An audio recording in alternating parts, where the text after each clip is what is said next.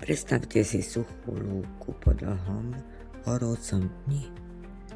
Navonok vládne ticho, no pod povrchom je zem stále rozpálená a vzduchom vibruje napätie.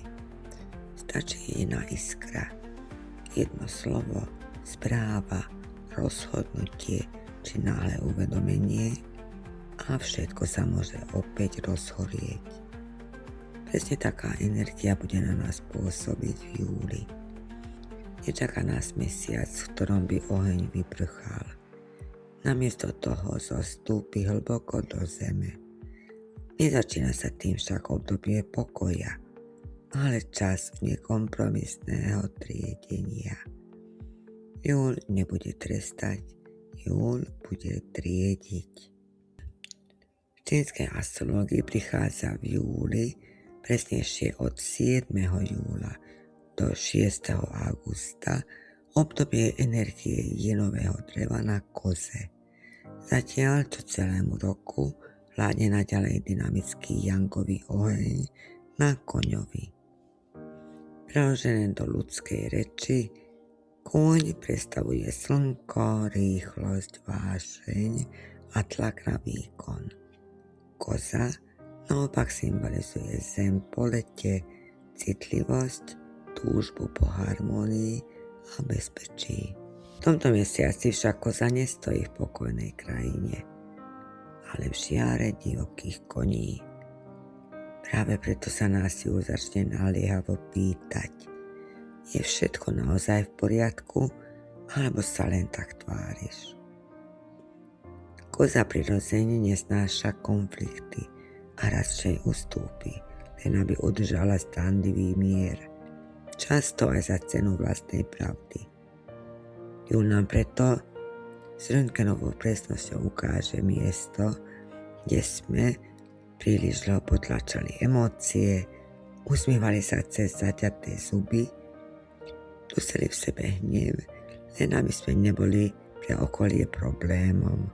Vnútra už odmieta niesť toto bremeno potichu. Koze je totiž ukrytý aj jinový oheň. To nie je ničivý požiar, ale plameň sviečky. Naša intuícia, srdce a hlboké pocity. Očakávajte preto emočnú citlivosť.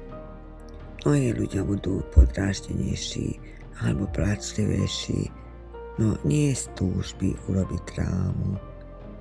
Jednoducho už nedokážu udržať pod pokrievkou to, čo malo byť dávno vypovedané. Júl nežiada deštruktívny výbuch, žiada čistú pravdivosť. Zatiaľ, čo jún fungoval ako otvorený oheň, júl presúva túto energiu do zeme. To, čo minulý mesiac vybuchlo alebo vyplávalo na povrch, sa teraz začína usádzať do našej hmatateľnej reality, do vzťahov, financií, práce a tela. Jún oznámi, že horí. Júl sa opýta, čo s tým konkrétne urobíš. Spojenie koňa a kozy v sebe nesie aj nádherný duchovný potenciál. Sú ako slnko a mesiac. Kôň dodáva odvahu konať, koza poskytuje intuíciu, kam tie kroky nasmerovať. Ak tieto sily prepojíte vedome, júl dokáže pohnúť aj záležitosťami, ktoré ste dlhé mesiaci odkladali. Podmienkou však je smer. Bez neho oheň vytvára len chaos a prehriatie. So správnym smerom sa mení na čistú tvorbu. Stred dvoch typov ohňa v astrologickom grafe môže otvoriť téme porovnávania sa a tlaku na výkon. Ego bude chcieť bojovať o pozornosť a uznanie. Nezrelé správanie prinesie žiarlivosť a potrebu dokazovať svoju pravdu za každú cenu. Zrelý prístup naopak stavia na spolupráci, rešpekte a vedomí vlastnej hodnoty bez potreby niekoho zatieniť. Výraznou témou mesiaca bude bohatstvo. ktoré však v tomto kontexte neznamená len stav na účte. Ide o reálnu hodnotu, výsledky práce, projekty a zodpovednosť. Júl nebude prijať pasívnemu vyčkávaniu. Donúti nás nastaviť si finančný poriadok, urobiť praktické kroky a jasne si stanoviť cenu za svoje úsilie. Pri prebytku ohňa a nedostatku vody hrozí, že pôjdeme cez vlastné limity. Nerobte veci zo strachu a nemýlte si únavu so slabosťou.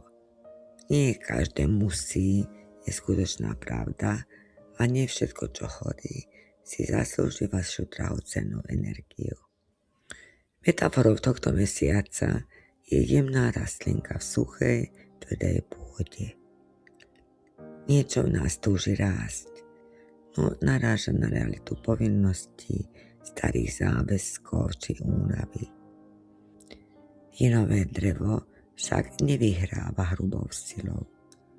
Ohne sa, obíde prekážku a zakorení sa tam, kde je ešte živá výživa. Júl po nás nechce, aby sme veci pretláčali hlavou proti múru, ale aby sme našli ten správny, prirodzený smer rastu. Navyše naráža slnečný oheň na chlad mora, čiže Jangovú vodu. Tento vnútorný konflikt medzi túžbou konať a potrebou stiahnuť sa do ticha môže byť vyčerpávajúci. Preto si citlivo strážte kapacitu.